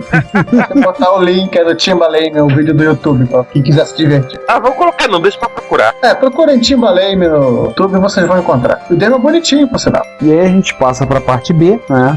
Que o Gustavo Ribassi comenta sobre o genial dos comandos para acessar o drive do VIC-20 no Commodore 64. Exemplo, load, $, 8. Eu acho estranho pra caramba. Desculpa pra quem gosta, mas eu acho muito esquisito. Eu continuo não gostando, mas eu entendi. Há um método na loucura. Assim, a na desordem, né? A teoria do caos aplicada. Ele pegou a semântica de se carregar e salvar coisas para cassete e resolveu que essa mesma semântica deveria servir para absolutamente tudo. Essa é a origem de todos os bizarrices. Aliás, Juan, detalhe, se não for a memória, o sistema de arquivo do disquete do Commodore 64, ele grava as coisas como se fosse uma fita mesmo. O sistema de arquivos do Commodore 64 é uma coisa que para o Commodore Commodore 64 não existe, não é com ele só quer saber da semântica de fita. O A colher não existe. A colher não existe. Lá dentro do drive, sim, ele trata de sistema de arquivo, tem organização de diretório, etc. Mas ele só responde a comando para ler e gravar as coisas de maneira serial. É uma coisa assim insana. Mas, tipo assim, eu compreendi a insanidade e morri um pouco por dentro ao entender isso. Tipo, sabe quando você vê salsichas sendo feitas? Mais ou menos isso. Eu tive pesadelos. Eu vi para que vocês não tenham que ver. É demais pra mim. Fim da história. Só justificando, pra quem não entendeu, assim, a sintaxe, não há modificação, não há uma disk-ROM, como é o caso do MSX, que traz um subset de comandos do base para poder manipular o disquete. O MSX, o FS80, o Apple, qualquer tudo vagamente sã que exista por aí. O Commodore 64 não, usa a mesmo set de instruções para funcionar, para disquete ou qualquer coisa que faça acesso serial, independente do dispositivo. É parecido por alto, como disse o Gustavo, realmente com a ideia do Unix, onde você tem, por exemplo, no Unix que tudo é arquivo, né? Depois de tudo eles colocaram uma coisa legal, né? Tudo é sistema de arquivo. Commodore não, tudo é fita. Tudo é uma fita. O curioso, o cassete também tá ligado na porta IEC, e o Commodore 64 também teve uma unidade de disco. E essa facilidade de tudo ser uma fita é o que ajudou o pessoal a implementar os adaptadores de cartão SD pro bicho anos depois. Só precisava emular o protocolo serial. Sim. Fantástico. O Commodore 64 não faz a menor ideia que tem um cartão de SD de 8 GB na outra ponta. Ou seja, o Commodore 64 não tem disco, ele tem um drive wire metido a besta. Por aí. E lembrar que o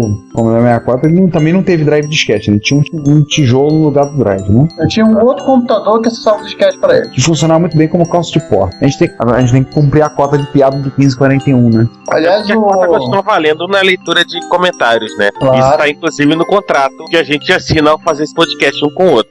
Em Juan, uma coisa curiosa é que esse troço deve ser muito parecido com o acesso de microdrive dos Spectrum. Também é uma fita. Um trequinho que eu comprei há pouco que incrivelmente funcionou legal, funcionou de prima, foi o cabo XA1541. Ou seja, eu coloquei como periférico do meu PC moderno um 1541. Vejam vocês. Olha, kit downgrade. Como é que seu PC se sentiu? Ele te xingou, né? Bom, eu usei no Linux, né? O Linux é tolerante, ele aceita tudo. Aceita tudo. Tolerante a bizarrices. Eu instalei um pacote chamado OpenCBM, ele instala um driver no kernel e tem uns comandos de linha de comando para você fazer dump das imagens, testar o status, ou seja, para rodar o protocolo IEC a partir da paralela. Ele funciona ligado na porta de impressora. Você precisa de um PC que tenha porta paralela de impressora que, apesar de obsoleto, ainda dá para achar com muita facilidade. Só uma coisa, vocês têm mais alguma coisa a acrescentar sobre isso? Não, consegui. Genealógico, mas não. Aí tem uma discussão do Thiago com o Gustavo e alguns falaram que eu tinha que manifestar também, já que... É uma discussão de vários ex com Ys aqui perdidos e faltou o senhor também nessa. Pois é, né? Afinal das contas, discussão aqui, com somar os 3 nomes, dá pra juntar o meu sobrenome com o do Gustavo e o do Thiago, tem 4 vogais no total, tá?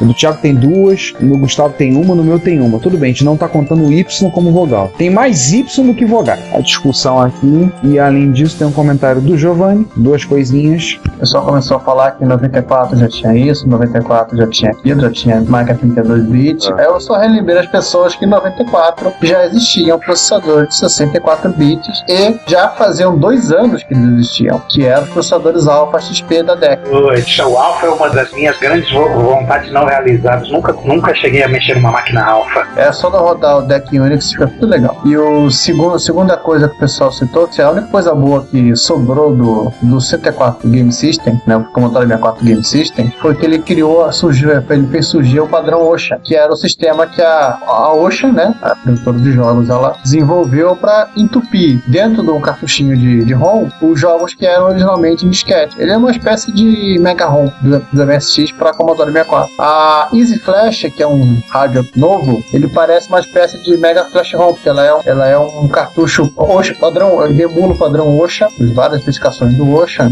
em um sistema de flash. Então ele é exatamente o que Mega Flash é pro MSX. Inclusive uma razão do que o autor do Commodore do port do Prince of Persia pro Commodore 64, depois que ele quase surtou com a emulação de flop, ele acabou utilizando uma ROM padrão Ocean. O Prince of Persia é um cartucho ROM de 512K. Existe cartucho de MSX com 512K? Somente os jogos da Koei. Nobunagas Ambition, os outros são jogos de estratégia da Koei. Metal Gear 2, Solid Snake. O Space Mambo não, né? Não, o Mambo é 256. A Bulletproof, a BPS, a versão do Tetris do MSX2 é o Mega ROM de 1 Mega. Ui.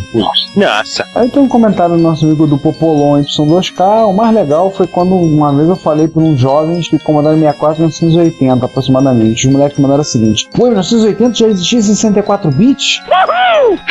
Tio. Beleza. É, né? É, né? É, né? Ah, já existia. Você botava 4 bytes um do lado do outro, ó. Pois é, né? Esse foi um dos momentos do Abe Simpson que quando a gente fala de informática está sujeito a sofrer a qualquer hora, em qualquer lugar. Né? Fazer o que é? E aí passamos pra parte C. Começamos com um comentário Colossal, gigantesco e... do ex-quinto elemento. Eu posso falar? Vamos lá. O Commodore 128, ele tem o seguinte modo de operação, né? Que é o modo quase Commodore 64, uma coisa que eu acabei não pondo na pauta e vocês acabaram não citando, é que quem disse que o Commodore 128 era 99,9% compatível com o Commodore 64 foi a equipe de marketing. O Commodore 128 ele tem o seguinte modo de operação: o modo quase Commodore 64, o modo Commodore 128 com o VIC-2, o modo CPM com o VIC-2. Esses três rodando a 1 MHz. E o modo Commodore 128 com VDC e o Z80 com VDC. Estes dois a 2 MHz. O VIC-2 colunas. porque o VIC-2 ele é um processador que está travado a 1 MHz. Ainda é possível desligar o vídeo igual no TK-85, que é o modo fast, e assim deixar o 8205 rodando a 2 MHz no modo VIC-2, para ter aquela sem imagem. Nos primeiros cocos também acontece exatamente a mesma coisa. Olha que legal. E ainda por cima existe a lenda do modo quase Commodore 64, que você consegue deixar funcionando livres, leves e soltos o 8502 e os 80, por conta de um bug da MMU, que o Bill Harris esqueceu lá. Esse negócio da compatibilidade. Oi? Ou seja, você fica com os dois funcionando simultaneamente. Você consegue, porque quando um roda, o outro para. A MMU, ela controla isso. Porém, tem um bug lá, que dependendo de como você mexa, você consegue fazer os dois deixando rodando coisa. Seria como pegar num Turbo R e você fazer o R800 e os 80 funcionarem simultaneamente. Sim. Ou como acontece nos cartões de PO2, né? Você tem os 80 e 6502. Mas eles são coisas tecnicamente separadas. A dúvida do João, né? A versão do Elite pro Commodore 28 é a mesma do 64. Você tem um carinha chamado Ulrich von Basterwitz. Ele, em 1988, ele resolveu pegar, em 1988, ele pegou a versão do Elite do Commodore 64 e aonde ele conseguia acelerar, fazendo que assim, o VIC-2 não tá desenhando tela, chaveia para 2 MHz, ele fez. São espelho de blank, né? Quando você acaba a tela e tá desenhando a borda. Ele conseguiu aumentar a performance do jogo, a parte louca, e ainda colocou mais recursos, né? Coisa que não couberam na versão do Commodore 64. Tem piloto automático, você pode vender peça da nave, por aí, vai.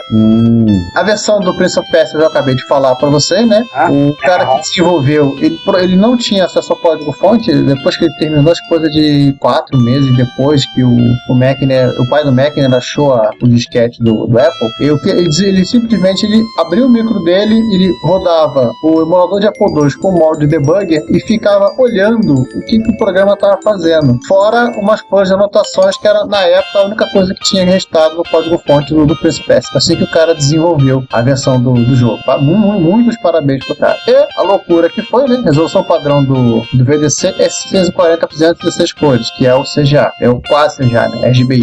Mas você, assim, botando 54 KB de VRAM no VDC, ele chega aos absurdos e monstruosos 720 por 700 em modo entrelaçado, 16 cores, acho que é monocromático. Que só perde pro, aí fica na briga, né? Quem é o de maior resolução, com a Amstrad CPC, que chega em 832 por 536 entrelaçado.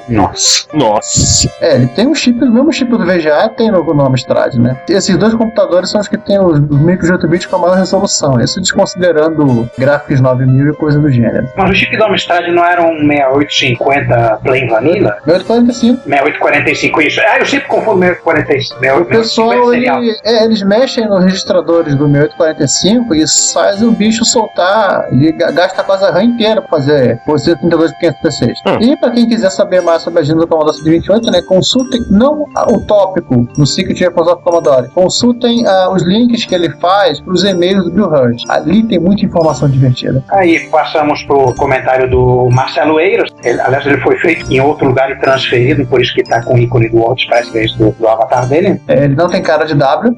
Ele fala que o Mayhem Monsterland do Commodore 64 também tem no Virtual Console do Wii. E manda o link para um vídeo do Project Firestart pro Commodore 64. E lembrando que a gente tinha colocado na parte F do Retro Besteiras. Eu tinha colocado lá e eu transferi. Eu comentei pra ele que tem um vídeo no YouTube em que foi até uma dica do João, que tinha passado um comentário do João isso, sobre o assunto, que você vai ver o Wii apanhando pra emular o Mayhem Monsterland. O problema é que o firmware dessas máquinas modernas tem tantos níveis de abstração em cima de níveis de abstração, e aí em vez de você utilizar o processador super rápido que você tem, você fica forçado a usar uma máquina virtual em cima de uma API, em cima de outra API, em cima de outra API, aí acaba ficando lento. É aquele negócio do Lego. Patriótica, né? Esse foi um momento aí Simpson da minha parte, eu reclamando, suspirando pelos velhos de bons tempos. Vem cá, morro seco, como eu não reconheço Missouri. Nossa. Naquela época em que a cidade vizinha se chamava Shelbyville, ou se chama Ville agora. A gente usava cebolas no cinturão, que era moda na época, né? Deixa pra lá. E realmente seria complicado copiar o V20 ou o C64. Hoje vejo que os dois componentes necessários faziam parte do catálogo normal da MOS, mas não sei se na época daria para comprá-los para fazer o clone. Se a Commodore não gostasse, poderia cortar o fornecimento. Já o PET... Peraí, depois eu sobre isso. Já o PET seria super fácil copiar, mas nunca ouvi falar que alguém teria feito clone em qualquer parte do mundo. Ou melhor, tenha feito clone em qualquer parte do mundo. Imagino que, se tivesse o PET nacional, a chance de um clone de C64 ser feito por daqui seria bem melhor, assim como o TK-8285 motivou o TK-90X. Logo embaixo, o próprio gestor observa que acabei de baixar o código catálogo da MOS de 82 e ele só tem os componentes básicos da família MS02 e não os chips especiais do Q20 e C64. Para completar, eu resolvi citar que creio que se alguém tentasse comprar o M510 ou o VIC-2 ou o CID direto com a MOS, ia receber a visita direto do Jack Tramiel segurando um caldo cachorrinho do Conestad disso, né? Mas não com aquele cachorrinho, eu acho, provavelmente com aquele Insanity Wolf. Ai, caramba! Bom, com isso a gente fecha os comentários, né? Gente, que beleza. Temos comentários retardatários aí. Há pouco tempo surgiu um comentário no episódio 31, ainda de mulheres na computação. Obrigado. Meu comentário um pouquinho atrasado, mas assim, obrigado. Eu tenho uns e-mails também, tem recebido alguns e-mails de alguns ouvintes, eu agradecemos. Eu achei um outro comentário retardatário do episódio 36. Não, peraí, eu vi aqui quando tava pesquisando. Depois eu falo, né? Seu comentário de alguns outros, algumas coisas de e-mail, o comentário que a gente falou 31, que veio agora, do Fernando Boaglio, assim, agradecer pelos comentários. Esperamos que vocês tenham gostado do episódio da conversa que tivemos com o mestre Laércio Vasconcelos. Buana. Outro Buana. Vamos lembrar que o Laércio irá voltar, ele voltará. Ele vai estar voltando. He'll be back. Com bastante gerúndio, né? Ele estará voltando, senhores. E participando de mais um episódio com a gente. Em breve. Então, nosso próximo episódio é o 42, o qual o assunto nós não vamos dizer, porque nós somos chatos, feios e bobos e sabemos a resposta para a grande pergunta sobre a vida, o universo e tudo mais. Não, a resposta todo mundo sabe, a gente sabe a pergunta.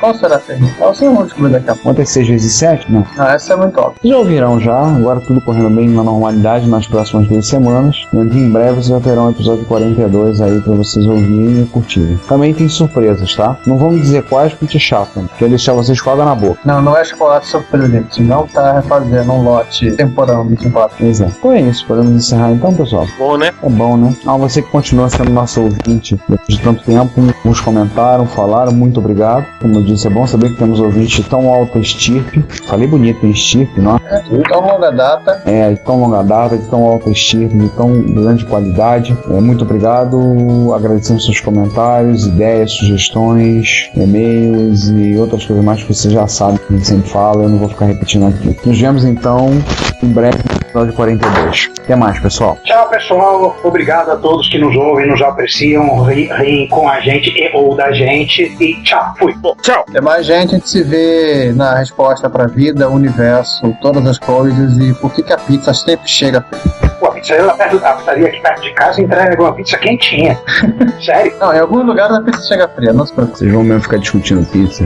Não, tem anos que eu não como pizza, né? Ai, meu Deus. Não, anos é força de expressão, calma. A pizza é uma dos 3 componentes fundamentais da nossa alimentação. Pizza para o corpo, cafeína para a mente e sushi para a alma. Viva Estado Retro com putaria. Se você quer enviar um comentário, crítica construtiva, elogio ou colaborar com as erratas deste episódio, não hesite, faça. Você pode falar conosco através do Twitter, no usuário @retrocomputaria, pelo e-mail retrocomputaria@gmail.com ou colocando comentários no post desse episódio em www.retrocomputaria.com.br. Lembre-se sempre do que dizemos. Seu comentário é o nosso salário. Muito obrigado e nos vemos no próximo podcast.